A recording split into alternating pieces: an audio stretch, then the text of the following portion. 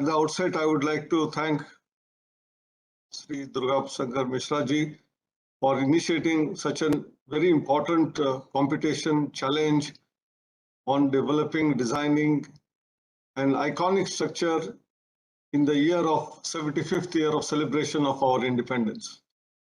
India, although got independence 75 years ago, is historically a nation which has been existing for about 4,000, 5,000 years.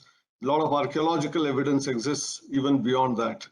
And therefore, a structure which is to be erected, which is iconic, has to be not only be relevant today, but should remain relevant for next few centuries as well. For example, the iron pillar, one of the examples which was given, is created in the year 375 AD by Chandragupta and still stands erect. So nearly 1700, 1800 years it has been in existence. Therefore, when we talk about iconic structure and in the year of 75th year of independence, what we need to do is it has to be aspirational one side, one which is a representation of a new India, a confident India, and therefore the values that we inculcated from centuries in our system, culture, they are also to be embedded. So on the one side, the structure should also have an embodiment of the knowledge that India produced, right from Nalanda, Takshilas of the world to today's universities and IITs. But at the same time, the work that is done in the past and in the present, how do we bring in an amalgamation of this in the structure in terms of use of local materials, be it some kind of stone from the South India, North India.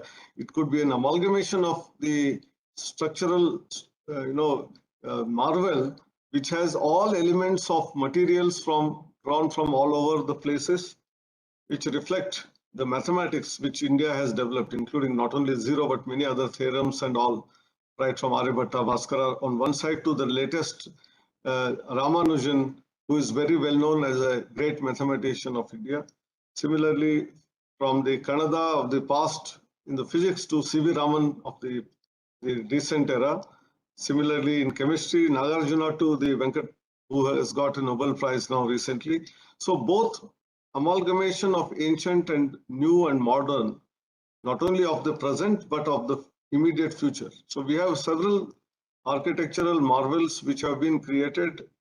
There have been a lot of structures which have been created, be it dams, roads, bridges, which are all one of the finest in the world. The Atal Tunnel in the very high altitude, or in terms of Konkan Railway, in terms of the bridge on the Brahmaputra River, which is very, very strong current being there. All of these are civil engineering marvels. Therefore, on one side, we must have a huge structure. Of course, there is a restriction on the size or height, which is 134 meters, which is around 45 to 50 story building. But how we can depict not only as an iconic structure, but how we can also communicate what we say as aspirational India. Therefore, whether it is Skill India, whether it is Digital India, whether it is our Make in India or Atmanirbhar Bharat, philosophy also should be embedded in the kind of museum. When someone is going up that particular structure, the viewing gallery is there, but viewing gallery to see not only overseeing the Parliament House, which is going to be constructed, the New Delhi city itself, but also the entire nation and its aspirations should be reflected in this particular tower or whatever we call it. Name could be different, but I think a grand tower. Sometimes I also was thinking about sun as a source of energy. Can we get in some philosophy of sun with 7 chariots or 7 colors, which represent the rainbow, and in terms of 7 different initiatives started by the present government from 2014, starting from Swachh Bharat Mission, Skill India, we have Make in India, we have Startup India, we have Atmanirbhar Bharat, Digital India. How can we represent all of those philosophies also? Because this structure has to remain for the next couple of thousands of years, not just for centuries. Abhay, you are saying centuries, I'm talking about thousands of years, maybe 2,000 years, 3,000 years. And therefore, and it is not that it is difficult. In our own country, we have temples whether Konark Temple, Meenakshi Temple, also Brihadeshwar Temple in the south, they all stood the test of time, whether it is earthquakes, whether it is heavy storms, winds, rains, for more than 1,500 years with no damage. Whereas the modern concrete buildings last for about 100 years. We have to bring them down. And therefore, we have, of course, structures like Golden Temple, Taj Mahal, Mysore Palace, Red Fort. We have several iconic structures in the last 300, 400 years, but something which is extraordinary, which reflects Indian knowledge systems, which reflects Indian scientific thought, which represents Indian values of what we often say, Vasudhaiva Kutumbakam, as well as on the other side, Sarve Janaha Sukhino Bhavantu. How these all values also can be embedded in the building or the structure or the iconic thing which is going to come up will be remembered by the whole world for several centuries later. And that's how we should look at. And the presentation which was shown does contain several examples, right from Australia to US, and therefore several new ideas will come.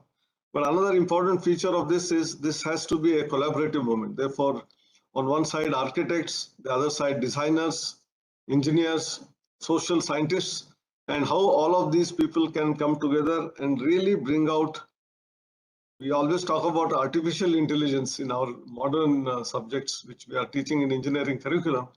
But the true intelligence comes from human brain. And how that can be reflected in this structure is what I'm looking forward to.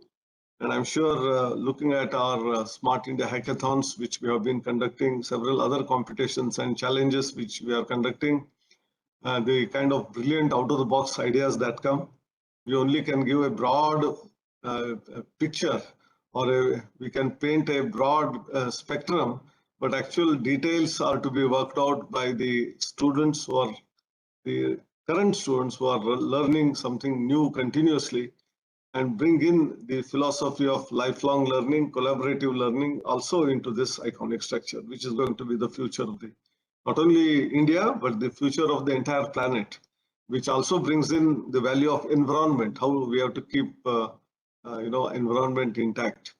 I think many things will come to mind, but finally something will come out.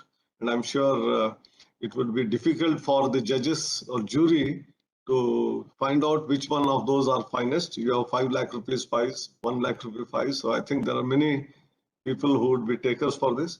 And that would be challenge for the jury to select the right kind of a choice for this iconic building. I think Honorable Prime Minister and the Ministry of Housing and Urban Affairs, who have thought of this idea itself, is an absolutely inspirational, which is going to create a spirit of innovation, spirit of inquiry in the minds of our students. So there are spin-off benefits. This is only a competition where 1 or 2, 3 people can win prizes, but essentially each one will start thinking in a different manner. Today itself, we had a short while ago workshop on design thinking. So this will promote design thinking amongst our students, our architects, our designers, and we will create something which is very big, which is very, very being proud of the nation. Thank you very much. Namaskar.